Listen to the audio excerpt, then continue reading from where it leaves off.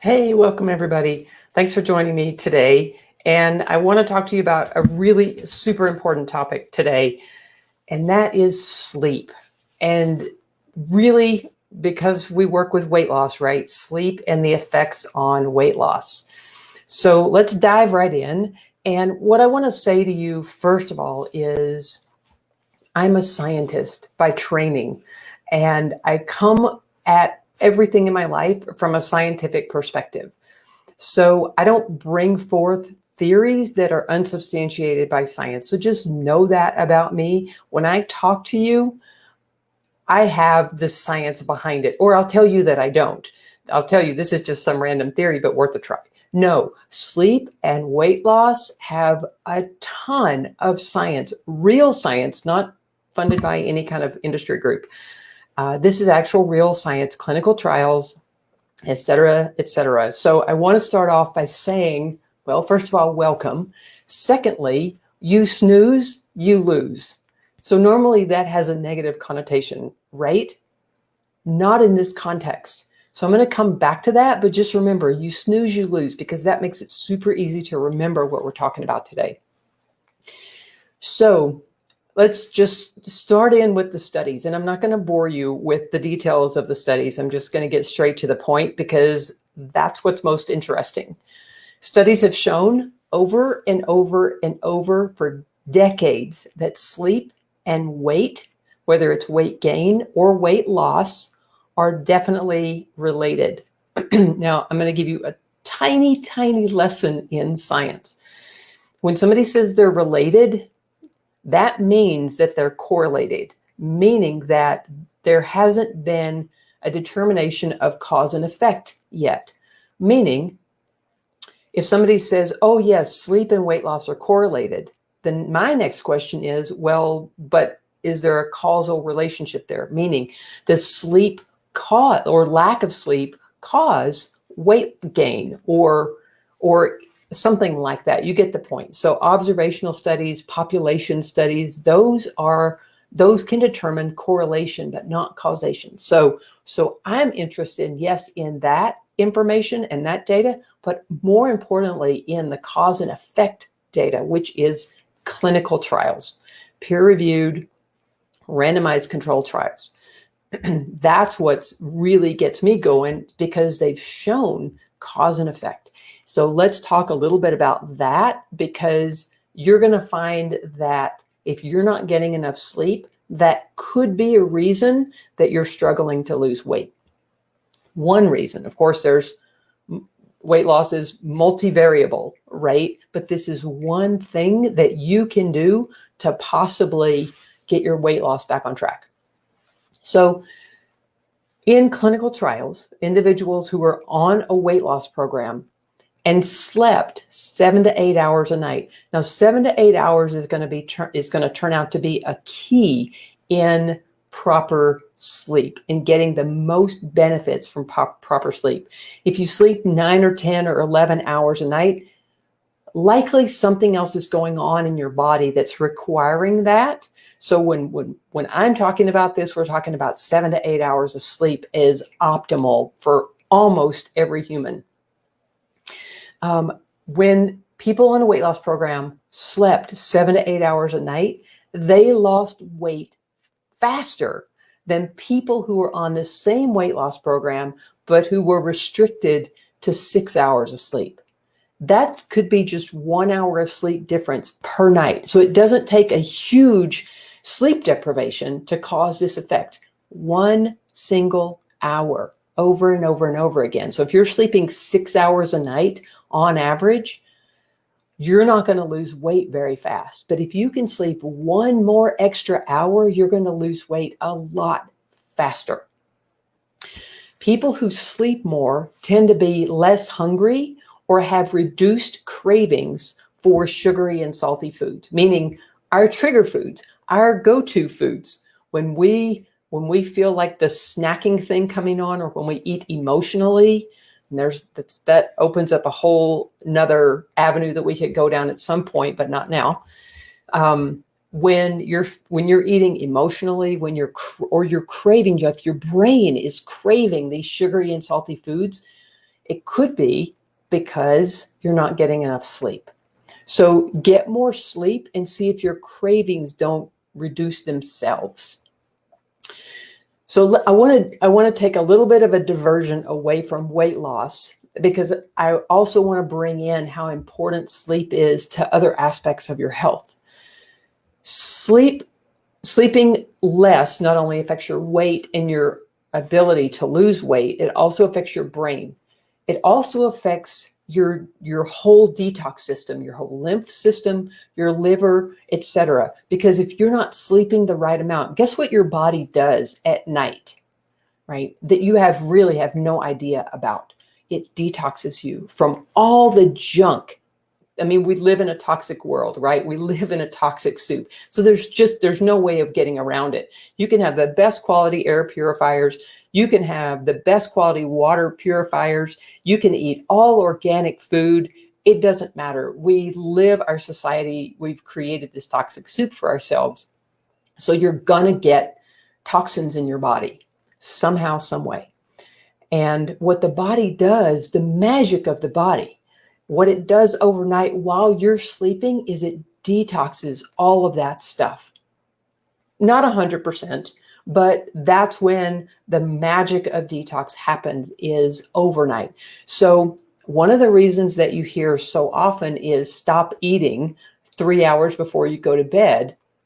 There's actually a reason for that, because what we want to have happen is for our livers to be busy detoxing us overnight, not digesting food. And when you eat anything, really, up between 7 and 10 p.m., let's say, and you go to bed at 10 p.m., then that has to be detoxed. That has to be digested. And your liver has to participate in the digestion process, because the liver participates in everything in our body, right? It's the master organ.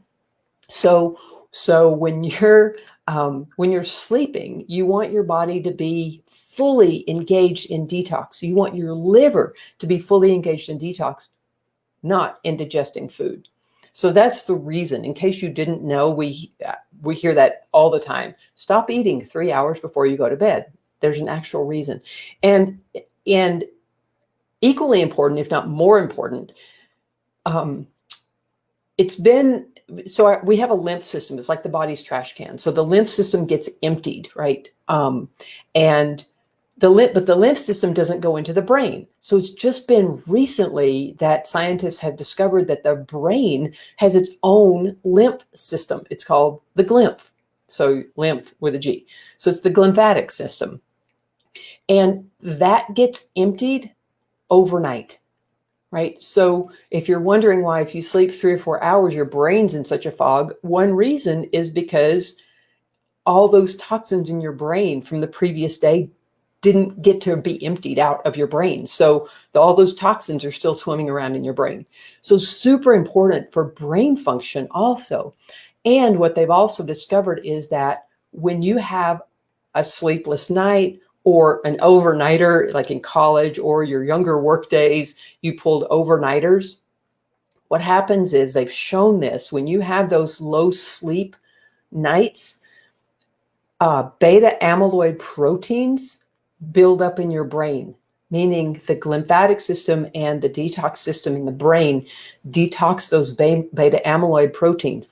Why is that important? Because people with Alzheimer's have been shown over and over again to have beta amyloid plaques in their brains, meaning they're hard pockets in the brain, which your brain can't function properly if it's got those hard pockets, right? Your brain is not meant to be hard. And so those proteins coagulate there and they create a mass. And that's how Alzheimer's tends to happen, is beta amyloid plaques. Now, there are other reasons that it can accumulate, but just knowing that when you get less sleep than 7 hours, you're going to have more beta amyloid proteins running around in your brain. That makes me want to sleep 7 hours, right? Just so the brain can detox properly and get those beta amyloid proteins gone out of my brain so that they don't build up into the plaques. associated with Alzheimer's disease. So let's get back to weight loss. So in another study, there was a group of people divided up into two groups, put on a weight loss program. The weight loss program doesn't matter which one it was, because they were looking at sleep and weight loss. And what they found is that the people who slept 7 to 8 hours a night versus the people who were deprived of sleep, like sleeping 5 to 6 hours a night, they both lost a similar amount of weight over the period of the study. However, the people who slept 7 to 8 hours a night lost fat, lost body fat. The people who slept 5 to 6 hours a night, guess what they lost? They lost lean body mass. They still lost weight, but they lost muscle tissue. That's the opposite direction of what we want to go, right? We want to lose body fat. And if it's as simple as sleeping 7 to 8 hours, we've already shown that when you sleep 7 to 8 hours, you lose weight faster than a control group sleeping less, and you're losing fat, not muscle mass. Now, of course, there are so many variables here, but why not stack the cards in your favor, right? Just sleep 7 to 8 hours a night and you get those two benefits. So what is the right amount of sleep? So this is where population studies or observational studies come into play, because you can study thousands and thousands and thousands of people in a population or an observational study. Hard to study thousands and thousands in one clinical trial.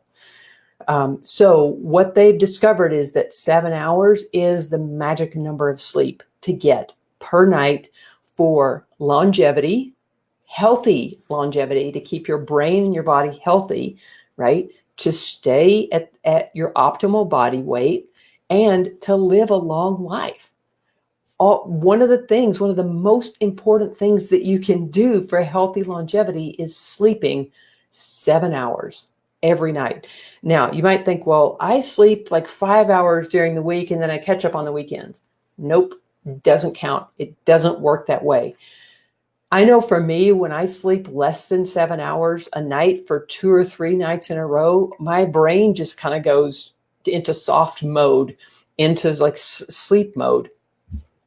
And when I sleep for 7 hours, my body feels good. My brain feels good. It's clicking along at a really good pace. My mood is better. So reducing sleep deprivation has a tremendous effect on your mood as well. And that goes to mindset, so you tend to go, it's easy to slip into negativity. It's easy to slip into all the propaganda that's swirling around us. Whereas when you sleep and you're feeling good and you're feeling aligned and centered, you tend to stay that way.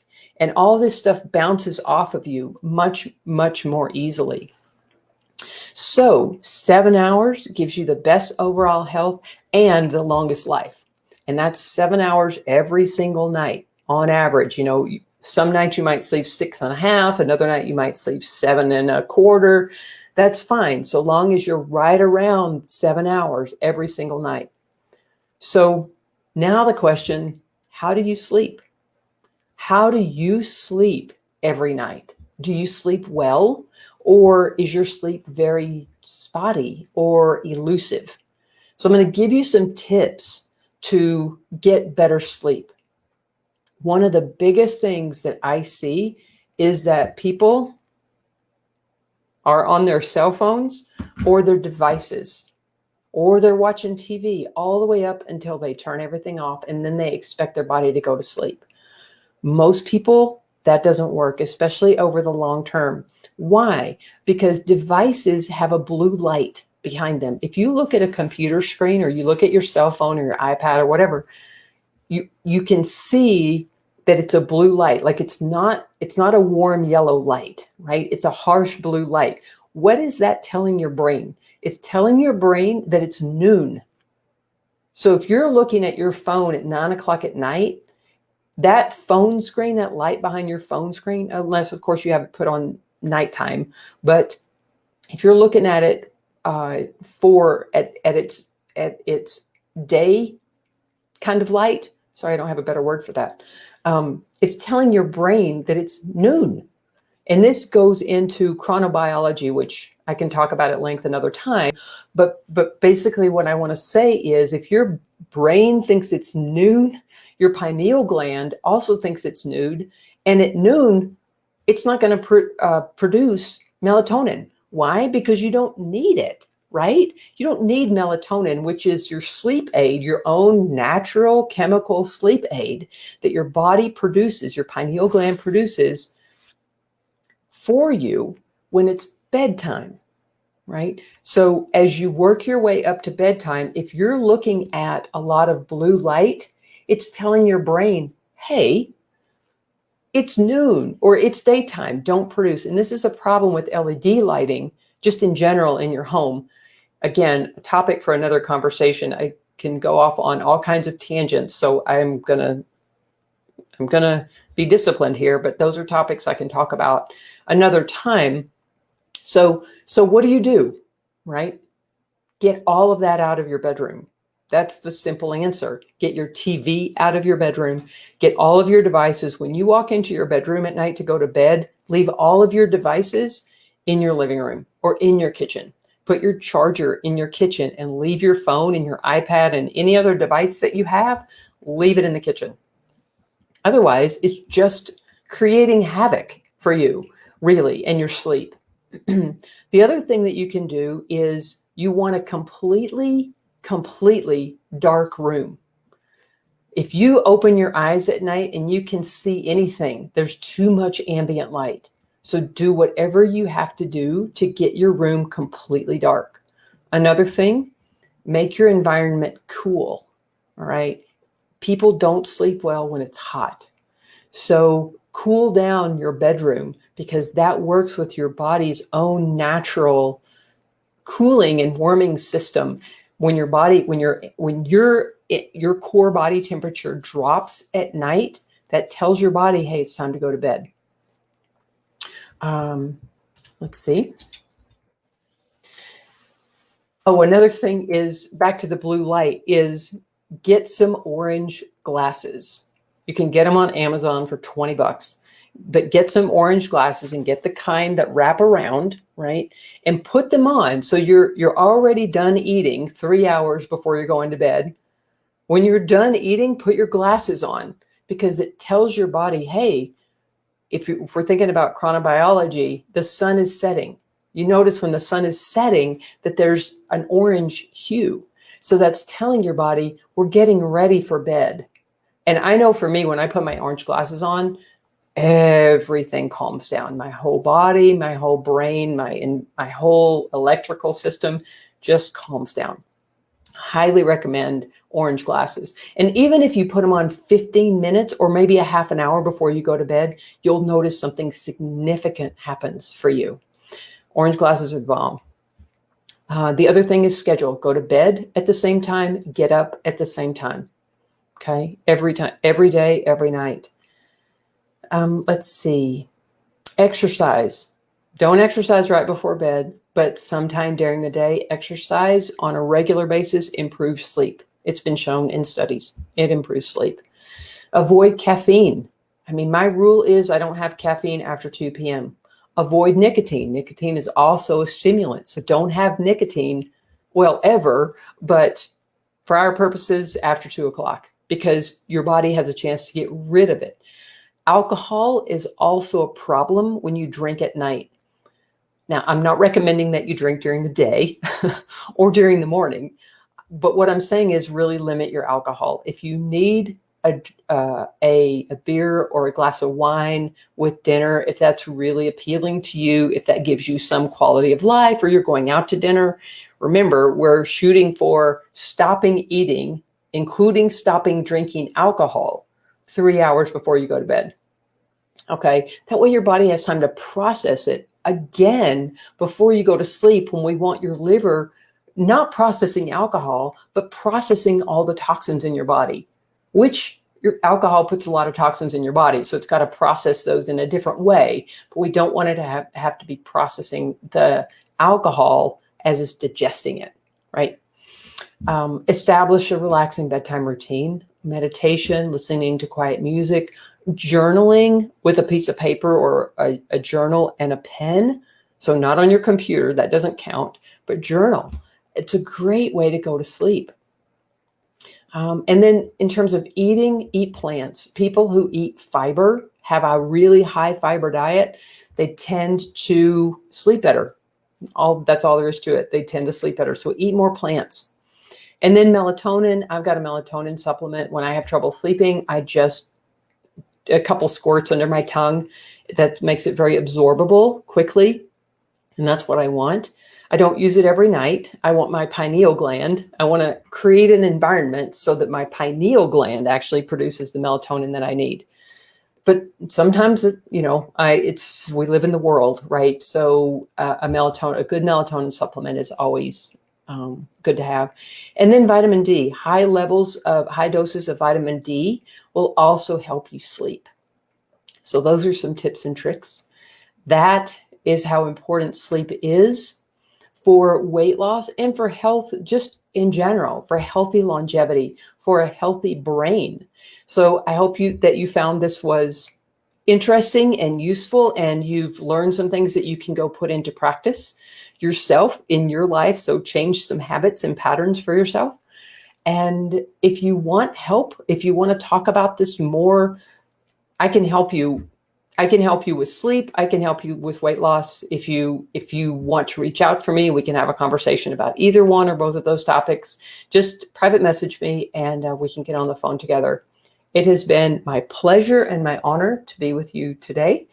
And I hope that you enjoyed this a lot. And I will be back soon with another topic that hopefully will be just as riveting and just as scientific. Thanks so much.